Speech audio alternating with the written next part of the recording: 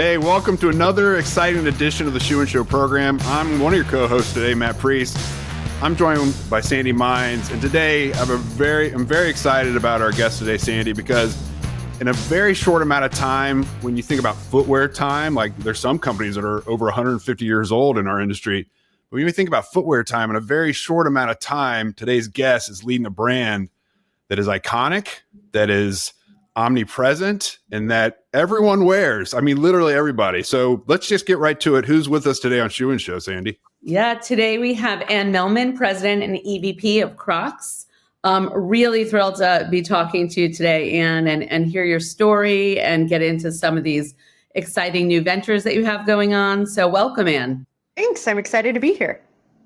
We'd love to start out by asking everybody their shoe story and how you got into the footwear market, and tell us a little bit about that. Yeah, so I spent the beginning of my career, most of my career actually, on the finance side.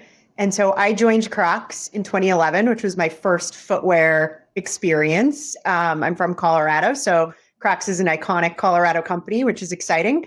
And I started in our finance department here, and it was pretty early in the company's history. So we were establishing a corporate finance department. And it was pretty crazy back then, and very entrepreneurial. And I worked in the U.S. and then I went over to our European business, and I worked in Europe out of our Netherlands office. And then I came back, and we went through a pretty big transformation at Crocs. And we ended up selling a piece of the company to Blackstone private equity, and they helped us kind of reshape our management team. And that's when Andrew Rees, our current CEO, came in. So I worked under him, and we restructured the business. And so I did that for 5 years, and I worked at Crocs, and I left in 2016. I was the vice president of corporate finance, and I decided to go to Zappos.com. So another footwear, online pure play. So I was the CFO there. So I moved my family to Vegas, which was a lot of fun. And it was really fun to be on the other side. So instead of on the brand side, more on the retailer side. And, Zappos was owned by Amazon at that point. So I got to learn a lot about pure play, Amazon, Zappos, got to work with a lot of different footwear brands and did that. And then Andrew became the CEO of Crocs, and he invited me to come back as CFO in, I think, 2018. So I came back, moved back to Colorado, I was really happy to be back. I had 2 small children and my husband. So we moved back to Colorado, and I was the CFO for Crocs for 6 years, through a tremendous period of growth and COVID and a lot of unexpected things. But it's been great. And then last year in May, I stepped into the brand president role of the Crocs brand. So it's been a great journey.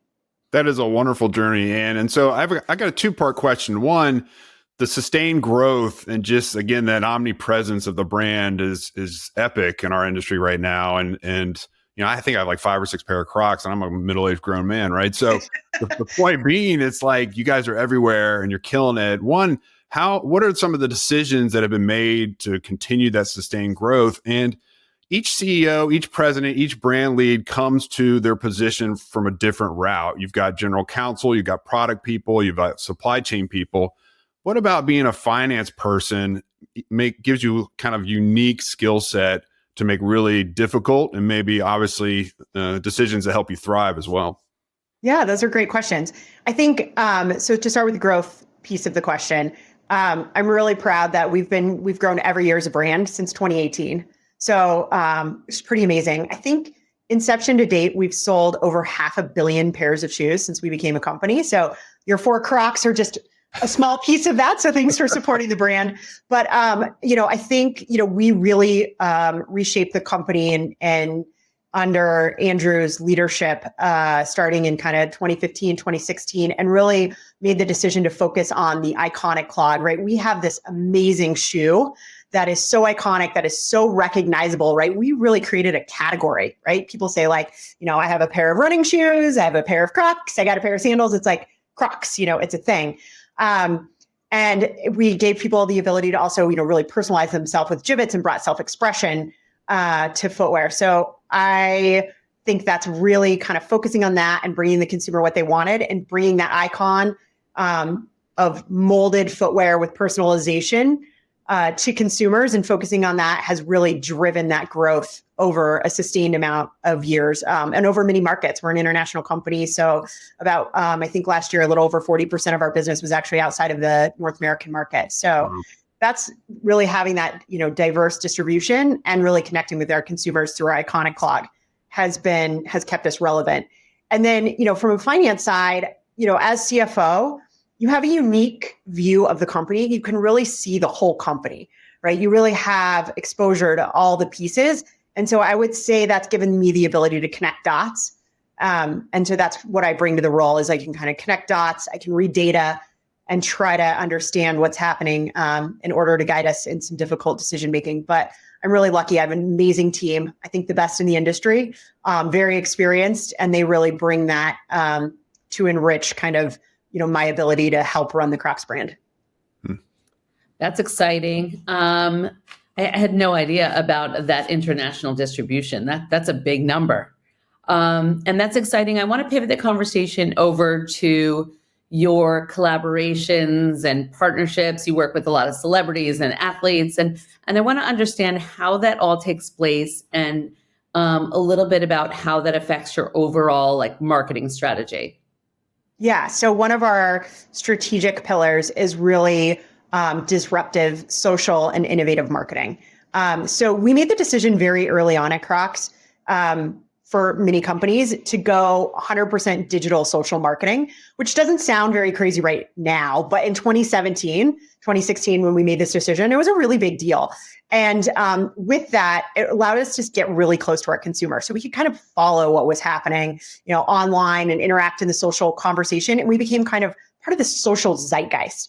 And I think that gave us the ability to do unique collaborations and really drive a lot of discussion around them because we were part of that social fabric. So, early on, we first started collaborating, we did Christopher Kane and Balenciaga, so some big kind of fashion houses, and then started playing with that a little bit more. So I think one of our most famous ones was our Post Malone collaboration that we did early in one of our early collaborations, which was really one of our interns actually noticed that he was posting about Crocs and Jibbitz on his social feed. And, of course, we all knew who Post Malone was. No, none of us knew who Post Malone was in 2018. So great news is that we had this intern and our CMO at the time, Terrence, who's now the brand president of Hey Dude, brought this forward of hey, we got to collaborate with this partner. And so, we did this and it was amazing. We released it. And what we noticed is that we were able to really interact with not only our fans, but the fans of Post Malone and bring them into the Crocs brand. And so we've now, obviously it's part of our secret sauce. We collaborate all along the spectrum. So we have, we collaborate with, Disney, and we have big licensed properties with them, but we just did Bape, which was an amazing collaboration. And why it might not be financially material from the number of pairs, we actually, it was so popular that there were lines outside of the Bape store in New York, and they actually ended up closing the store down because from the police perspective, just because it was so crazy. And, it sold out in minutes, and it drove this amazing conversation and connection with our fans. And so that's really, I used to call it as CFO as sort of self-funded marketing because, yes, we make money and we sell product, but it's really about driving relevance and interest in the brand and connecting with those consumers that follow the other brands as well as our own. Yeah, I mean, and I think as you were talking about this ecosystem, this e-commerce, this digital, this brick and mortar ecosystem that you guys are managing so effectively, and then I think back to what you just said about connecting dots and the data.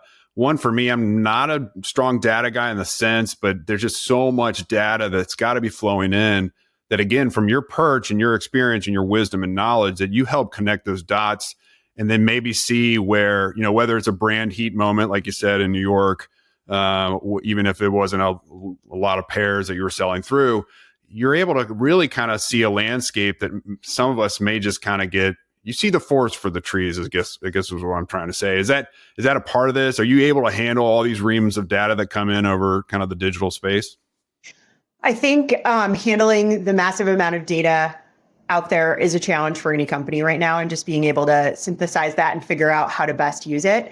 I think for us, it's interesting because there's different levels of data, but I think some of the best data that we actually get from on the marketing side is really just through social feedback, right? Is they're out there every day combing kind of social media, understanding what's happening, really up on trends, and then thinking about how do we take that and bring that into our marketing campaigns? And how do we also what do our consumers want?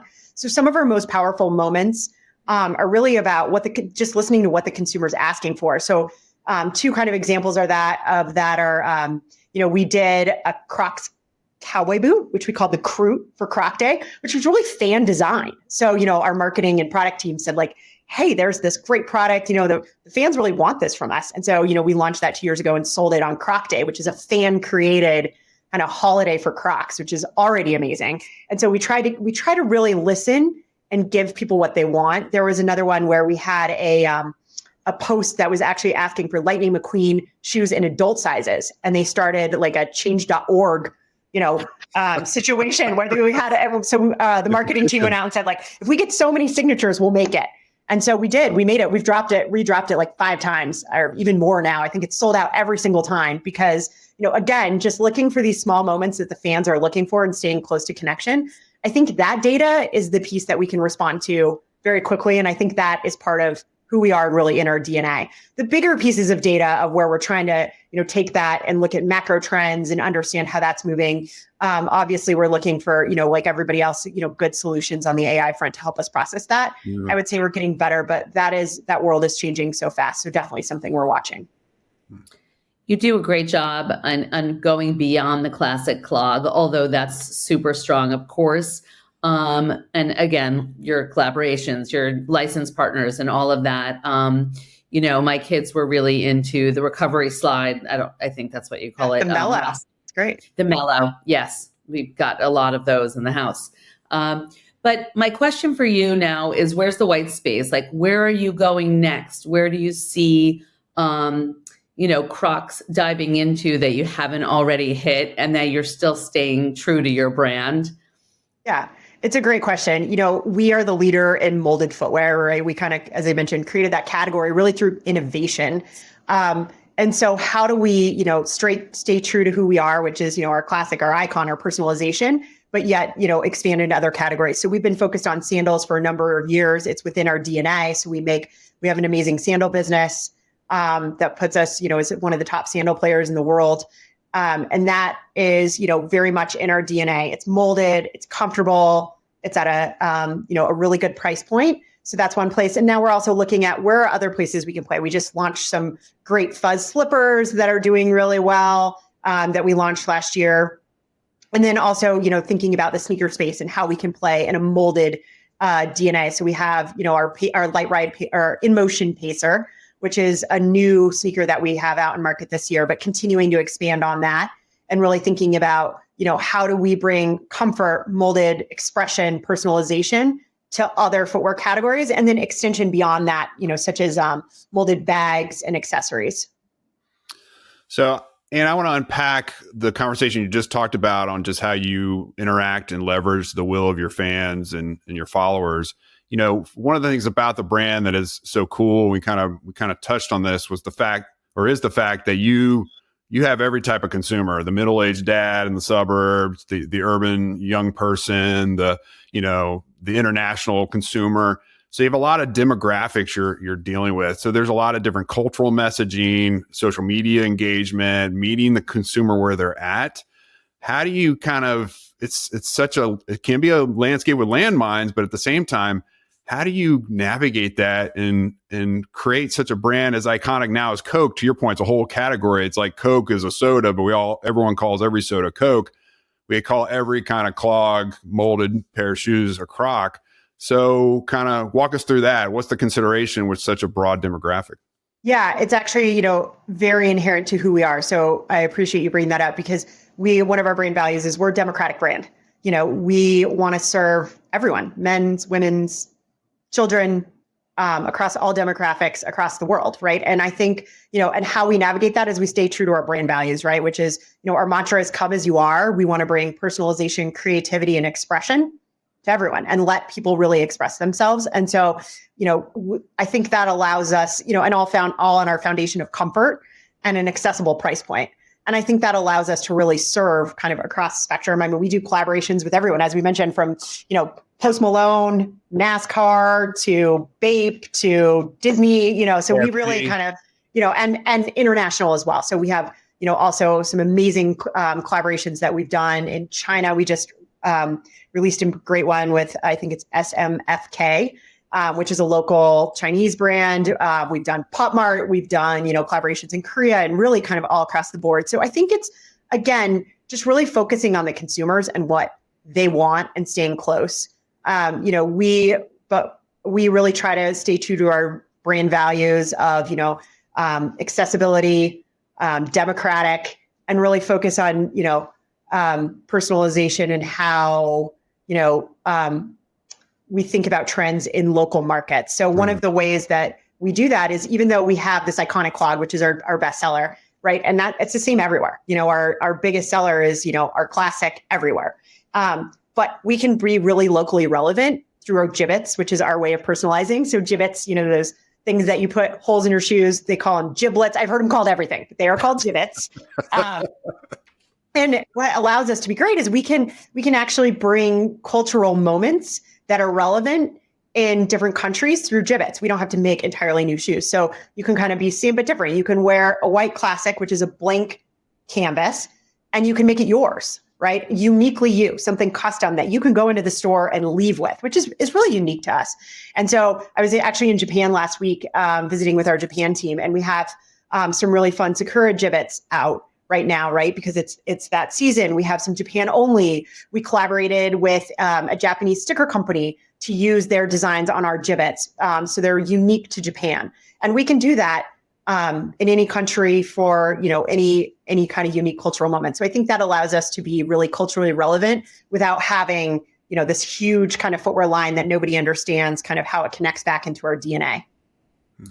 That's really interesting. And bringing up gibbets, I did want to touch on your core values and bringing people in and inclusion and giving back and corporate and social responsibility. I saw that recently you had an initiative called Gibbets for Good. And I'd love to hear a little bit about that. I know Michelle Poole, when we spoke to her, she really emphasized the fact that Crocs really had a priority in making sure that culture was good and strong, and the values were really important to everybody, and giving back was definitely a priority. So I love that you're moving it forward, and I'd love to hear a little bit about that. Yeah. So our purpose, right? So is, bringing comfort for our communities, bringing comfort for our employees, and bringing comfort for our planet. So those are kind of how we think about those three pillars. From bringing comfort for our communities, I think that really rooted very organically in who we are. When we started thinking about it, it started off really with, how do we make a difference in our communities when it's most needed? And I think we've always tried to figure that out. But during COVID, we saw there was a real need for shoes for healthcare workers, right? Crocs are great for healthcare because you can sterilize them and, they're easy on and off, and then people can leave them. And so we were getting all these massive requests for shoes, but we couldn't quite figure out how to get them out efficiently. So I remember Andrew calling me, and I was CFO, saying okay, we're actually going to give away, $10 million worth of shoes. Wow. And I was like, okay, this is when our stores were closed. We weren't sure how we were going to come out of COVID. I'm negotiating with banks, and I'm like, okay. And he's like, look, Ann, doing what's right in the world will always be what's right for Crocs. And he was totally right, because it was actually an amazing initiative, something I'm, the most proud of. If you talk about my time at Crocs, it's one of the things. And it was not just us. It was, everybody came together. It was us. It was vendors who helped us with shipping. It was, our banks helped us. I mean, kind of everybody came together and really did what's right. People still come up to me to this day when I tell them I work at Crocs, and they're like, oh my gosh, you gave my sister, my brother, me a pair of shoes, during COVID, and it was so impactful. So to me, I think that kind of grounded us in how do we make a difference? So we have an initiative now, which is Gibbets for Good, which is really helping people step up to greatness, which is how we think about having, especially young people, how do we allow them to step up to their true potential? So, so we're partnering with Girl Up to really allow us to, again, allow youth females to step up into greatness. And so we're very focused on that. And how do we empower through partnering with relevant foundations or, continuing to give shoes. So something we're all passionate about. So that's kind of a piece of it. And then we also have, on the environmental side, we approach that in a very unique way where we have bio-based resin, which is a more sustainable resin, which we're putting in all of our shoes. We're blending into our classic clog, and really allows you not to have to choose to be more sustainable. So the consumer wants to be more sustainable, but we're not making them choose. It's just they should feel confident that every time they can put on a pair of Crocs, they know that they're using a more sustainable material. Yeah, I love that. Just forcing their hand to be more sustainable. So we've got a couple fun questions as we close out. And I've got one, Sandy's got one. And before we get to them, as you were thinking about, or you were talking about the Lightning McQueen reissue for the adult, it just comes to mind. There's a nostalgia built in. So as teenagers or young people or kids engage with, media and movies and your product, when they become adults, they're going to still want access to it. I say all that to say that I've outed myself as a nerd on this podcast before, and I've done it with Crocs folks on this podcast before. I probably have 3 pair of Batman Crocs. And when you guys released the 1989 inspired, Michael Keaton inspired Batman Croc, it was sold out like instantly online. I was pretty down on it. And then I went to your store at National Harbor outside DC, and there they were, a golden wall of 1989 Batman Crocs. And I bought a size 12 because I'm a nostalgic kind of guy. And so I'm thinking to myself, what is happening now that you're going to have to reissue adult Bluey Crocs, once the kids are grown up, or some other Fortnite or some other thing I'm not even thinking about that kids are into right now. But when they're our age, they're going to want a pair. That's not my question, but maybe we'll ask it. Is that something you've thought about? Like, what's in the pipeline for kids now that you're already knowing you're going to have to create an adult version of it? I love that so much. So we are trying to do a better job of creating adult versions, like the Sully slipper for Monsters Inc. sold out online really quickly, which is really exciting. If you haven't seen it, you'll know it's us. It's very much in our DNA and looks like Sully. So, but I love the nostalgia point because actually from a Crocs perspective, I always tell people this, for many kids that are now teenagers, and we talk about the resurgence of the Crocs brand, Crocs were the first shoe they put on their foot, right? Because easy on, easy off. Like, it's such a great parent shoe. Like, I have 2 kids and they don't want to wear anything else besides Crocs. And that's not because of me. That's just the functionality, right? Well, maybe a little bit because of me, but also, I think a lot of the resurgence in the early days was these kids coming back to the brand were adults, obviously not you because you embraced Crocs so well. It was a little weird to wear a molded clog on their foot. Whereas our kids who are now teenagers, or young adults, this was their first shoe, right? So they don't think it's weird at all. And so I have to think about who's going to be the nostalgia play, but but I love the Bluey idea because, I'm very connected to Bluey. I'm sure. I don't know. My kids were like very big into Daniel Tiger. So like maybe that's an area of win. Fortnite for sure. I mean, my kids will play anything that's like a video game. I don't know, Roblox. That's my daughter's current obsession. So I definitely think there's something there. I'm going to have to think about who is going to be our nostalgia play. But also I love your Batman because that's the best Batman. It is the best, for sure. June 23rd, 1999. That movie came out. It changed my life. That's neither here nor there. My quick question, and then I'll pitch it to Sandy as we close out. Where's the most interesting spot you've seen a Croc pop up? Was it on like a head of state going for a walk, or a celebrity, or some just location on the trading floor of the New York Stock Exchange? Where has it been where you've run into a pair of Crocs and you weren't expecting it? Oh my gosh, that is such a good question. So many different places in the world where you don't expect it. Like, I have not been to a country yet where I haven't seen a pair of Crocs, which is kind of weird. And I get emails from aunts, uncles, people traveling the world, and they'll be like, there's a Crocs store in this tiny Italian town I'm at. Like, that's weird. And I'm like, yeah, we're globally distributed in 90 countries. So, but from a celebrity perspective, I think the funniest one for me was Posh Spice, Victoria Beckham. She'll always be Posh Spice to me when she wore the Mischief move, because she was posting how she hated Crocs and would never wear a pair of Crocs. And then she shows up with these Mischief Croc boots on. And I was like, yellow ones. Yeah. Yeah. I was like, wow, that is amazing. So that was we actually can turn haters into people who love the brand, no matter who you are. I wonder what Mr. Posh Spice was wearing, David, next to her. Maybe the same thing. Yeah, hopefully. Yeah, hopefully. What you got, Sandy? People say never say never. Things that you put in your closet, they come back. You never know.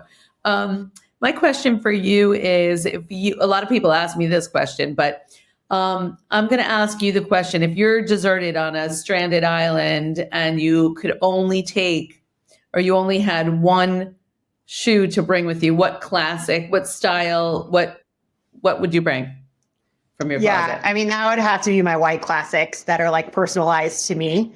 Oh, but it would be really hard. So I have these white classics that are like mine that I created. I have 9 best friends. We do a girls trip every year. And we all bring like a gift for each other. So one year I made everybody their own personalized classic, which is a lot of work actually to fully load 9 pairs of classics, 26 holes in a shoe. So this is 26 units. So those are like my personal favorite because they really say everything about who I am. So I like those. And then I have these sparkly gold classics that were, when I was CFO, they were like my earnings classics. They were like my good luck shoes. And I love them. They remind me of like, you can do anything, we can win. So it would be tough between the two of those. Yeah, those are good ones. Those are good ones. We're binge watching Lost right now with my kids. So lots of desert and island talk. And, Crocs, I think, would be a great choice. You can wash them. You can dip them in the water. You can walk around with them. No socks needed. That's a solid choice for sure. Agreed. We should try to figure out how to edit in some product placement into that. I know it's old, but maybe they'll update. Yes. That's a great point.